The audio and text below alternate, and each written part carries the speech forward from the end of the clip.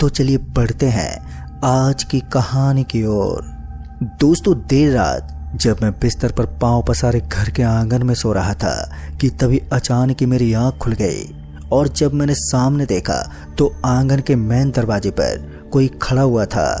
जब मैंने उसे ध्यान से देखा तो उसका चेहरा मुझे साफ साफ दिखाई नहीं दिया और फिर जब मैं उठकर खड़ा हुआ तो पता नहीं अचानक ही मेरे पांव अपने आप ही उस शख्स के पीछे पीछे चल पड़े थे। पर उस वक्त मुझे ये होश नहीं था कि मैं उस शख्स के पीछे पीछे जा कर रहा हूँ और जब मुझे होश आया तो मेरे पैरों तले जमीन खिसक गई। अभी मैं अपने आप को शांत करने के लिए इधर उधर ही देख रहा था कि तभी मेरी नज़र सामने खड़ी एक महिला पर गई और फिर जब मैंने उसका चेहरा देखा तो मैं डर की वजह से बेहोश हो गया और जब मुझे होश आया तो मेरी हालत कुछ इस तरह की थी कि जिसे सुनकर आपके भी रोंगटे खड़े हो जाएंगे। फिर आगे जो मेरे साथ घटा वो बहुत ही खौफनाक था।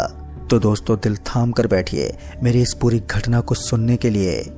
नमस्कार दोस्तों, मेरा नाम बंटी है और मैं जालौर का रहने वाला हूँ, जहाँ मैं एक छोटे से गांव में अपने परिवार के साथ रहता हूँ और गांव से 15 किलोमीटर दूर एक कारखाने में हेल्परी का काम करता हूँ, जहाँ से मेरे घर का गुजारा ठीक ठाक चल रहा है। शाम को जब मेरी छुट्टी हुई तो घर आते समय किसी ने जोर से छींका और कुछ दूर चलने के बाद एक काला सांप आगे से निकल गया। ये सब देखते ही मेरे मन में अब अजीब से ख्याल उमड़ने लगे कि कहीं शायद कोई अनहोनी ना हो जाए। फिर इसी बीच पता नहीं कैसे कि मेरी उल्टी आंख जोर से फड़कने लगी, जिससे मुझे अंदाजा हो गया था कि अब तो ज़रूर कोई ना कोई तो दिक्कत पेश आने वाली है। खैर, ये सब सोचते हुए मैं अपनी साइकिल पर सवार हुआ और आगे की तरफ बढ़ने लगा। अभी मैं कुछ दूर चला ही था कि तभी रास्ते में पहले तो साइकिल का हैंडल अपने आप ही निकल गया, जिस वजह से मुझे थोड़ी बहुत चोट आ गई थी। मैं हैरान था कि आखिर साइकिल का हैंडल अपने आप ही निकला तो निकला कैसे, क्योंकि जिस जगह पर यह हादसा हुआ था वो जगह बिल्कुल ठीक ठाक थी। खैर, मैंने इस बात पर ज़्यादा ध्यान नहीं दिया और साइकिल को पैदल ही लेकर चल दिया। तकरीबन 1.5 घंटे में जब मैं वो 15 किलोमीटर का रास्ता तय करके अपने घर आया तब जाकर मुझे चैन की सांस मिली। खैर, मैं बहुत ही ज़्यादा थक गया था, जिस वजह से मैं थोड़ा जल्दी ही सो गया। उस वक्त मैं घर के आंगन में खाट पर सो रहा था। रात के वक्त मौसम ठंडा होने की वजह से मुझे नींद भी गहरी आ गई थी, पर जब अचानक ही मेरी आंख खुली तो उस वक्त बहुत ही घोर अंधेरा छाया हुआ था। बस झिंगुरों कीड़े मकोड़े की ही आवाज़ सुनाई दे रही थी। अभी मैं इधर उधर ही देख रहा था कि इसी बीच मेरी नज़र आंगन में बने मेन दरवाजे पर गई तो मैंने देखा कि दरवाजे पर कोई है, पर कौन ये नहीं पता। मैंने उसे कई बार आवाज़ भी दी पर वहां से कोई जवाब नहीं आया। मैं एक बार को सोचने लगा कि आखिर इतनी रात को दरवाजे पर कौन हो सकता है। यही सब सोचते हुए जब मैं खाट से खड़ा हुआ और जब उसकी तरफ कदम बढ़ाए तो ना जाने क्यों मेरे पैर अपने आप ही तेजी से बढ़ने लगे। पर वो जो कोई भी था मुझे देखते वहां से जाने लगा। मगर सबसे हैरान वाली बात तो ये थी कि मेरे कदम अपने आप ही उसके पीछे पीछे बढ़े जा रहे थे। उस वक्त ना जाने क्यों मेरा अपने आप पर कंट्रोल ही नहीं था। फिर मेरे कदम घर से 2 किलोमीटर दूर किसी सुनसान जगह पर जाकर रुके, पर जो मेरे आगे आगे चल रहा था अब वो मुझे कहीं भी दिखाई नहीं दे रहा था। अंधेरा काफ़ी था, जिस वजह से मुझे थोड़ी सी ही दूर तक दिखाई पड़ रहा था। खैर, मैंने जल्दी से वहाँ से निकलना ठीक समझा, क्योंकि इतनी रात को सुनसान जगह पर मुझे कुछ भी हो सकता था। पर जैसे मैंने अपने कदम को आगे बढ़ाया कि तभी मेरी नज़र सामने कुछ ही दूरी पर खड़ी एक महिला पर पड़ी, जो देखने में बहुत ही ज़्यादा भयानक लग रही थी। उस महिला को देखकर मेरे पांव एकदम से लड़खड़ा गए। मेरी दिल की धड़कनें तेज तेज बढ़ने लगी, यानी कि मेरी सांसें अब फूलने लगी थी। ऐसा लग रहा था कि अब मैं मरने वाला हूँ। इससे पहले मैं कुछ और करता कि तभी वो महिला धीरे से मेरी ओर बढ़ने लगी। उसके बढ़ते कदमों ने मेरी जीने की उम्मीद तक खत्म कर दी थी। मेरी समझ में नहीं आ रहा था कि अब मैं करूं तो करूं क्या। इससे पहले वो मेरे पास पहुंचती कि मैं झट से पीछे मुड़ा और लड़खड़ाते हुए कदमों के साथ वहां से भागने लगा। अभी मैं कुछ दूर भागा ही था कि तभी ना जाने कैसे कि वो भयानक महिला मुझे मेरे साथ भागते हुए दिखाई दी, जिस वजह से मैं वहीं पर ठोकर लगते ही नीचे गिर पड़ा। अब वो महिला मेरे सामने थी और बस मुझे एकटक घोरे जा रहे थे। मैं डरा सहमा बस चीखे चिल्लाए जा रहा था।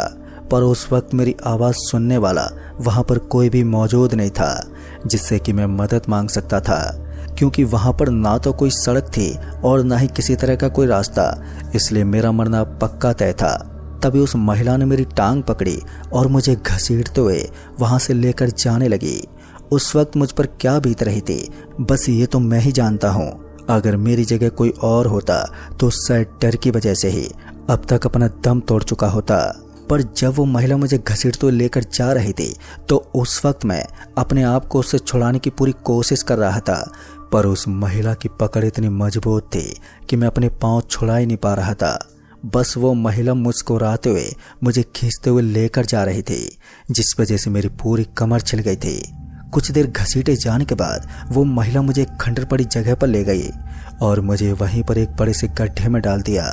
पर अंधेरे की वजह से मुझे कुछ खास साफ साफ दिखाई तो नहीं दे रहा था, मगर ऐसा जरूर लग रहा था कि ये जगह बहुत ही पुरानी और सुनसान है, जहाँ पर कोई भी आता जाता नहीं होगा। तभी वो महिला मुझे छोड़कर पता नहीं कहाँ पर चली गई और मेरे पास अब ये सही समय था वहाँ से भागने का। इससे पहले कि वो महिला वापस आती कि मैं जल्दी से गड्ढे से बाहर निकला और दबे पांव वहाँ से जाने लगा, मगर पता नहीं कैसे उस महिला को मेरे जाने की भनक लग गई और वो फिर से पलक झपकते ही मेरे सामने आ गई। फिर मैं उस महिला के आगे गिड़गिड़ाने लगा और हाथ जोड़कर कहने लगा कि मुझे छोड़ दो, जाने दो मुझे, मैंने तुम्हारा क्या बिगाड़ा है। पर मेरी बात सुनकर वो महिला जोरों से हंसने लगी और कहने लगी कि मैं भी कभी ऐसे ही रोई गिड़गिड़ाई थी, पर उन लोगों ने मुझे नहीं छोड़ा और मुझे मारकर इसी खंडर में फेंक दिया। मेरी लाश यहीं पर सड़ गई और मेरे घर वाले मुझे कभी भी ढूंढ नहीं पाए। दोस्तों, इतना बोलते उस महिला ने अपना एक हाथ आगे की तरफ बढ़ाया और मुझे गर्दन से उठाकर दूर एक पेड़ में दे मारा। मेरे सीने में इतनी गहरी चोट लग गई कि मेरी आंखें उसी वक्त बंद हो गई और मैं बेहोश हो गया। फिर मेरे साथ क्या हुआ मुझे नहीं मालूम, क्योंकि जब मेरी आंख खुली तो सुबह हो चुकी थी और वहां पर सिर्फ वो जंगल और खंडर जगह ही मौजूद थी। पर अब वो महिला मुझे दूर दूर तक कहीं भी नजर नहीं आई। मैं किसी तरह से लड़खड़ाते उठा और धीरे धीरे अपने घर पहुंचा। जब मैं अपने घर पहुंचा तो मेरे घर वाले मुझे ढूंढ खकोर रहे थे। फिर मैंने किसी तरह से अपने घर वालों को शांत किया और उन्हें पूरी बात बताई, जिसे सुनकर वो बहुत ही ज्यादा घबरा गए।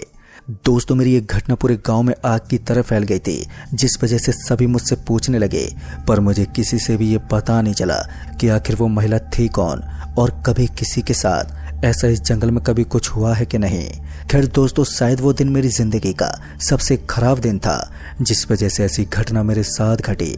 पर उस दिन के बाद मैं चौकन्ना हो गया था और अपने परिवार के साथ अब मैं गांव से दूर नई दिल्ली में रहता हूं।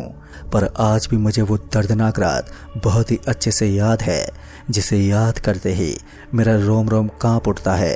तो दोस्तों, इस कहानी में बस इतना ही। कहानी आपको पसंद आई हो तो वीडियो को लाइक शेयर जरूर कर दें और साथ ही हमें नीचे कमेंट बॉक्स में जरूर बताएं। और जल्द ही मिलूंगा ऐसी एक और डरावनी कहानी के साथ। तब तक के लिए बाय एंड टेक केयर।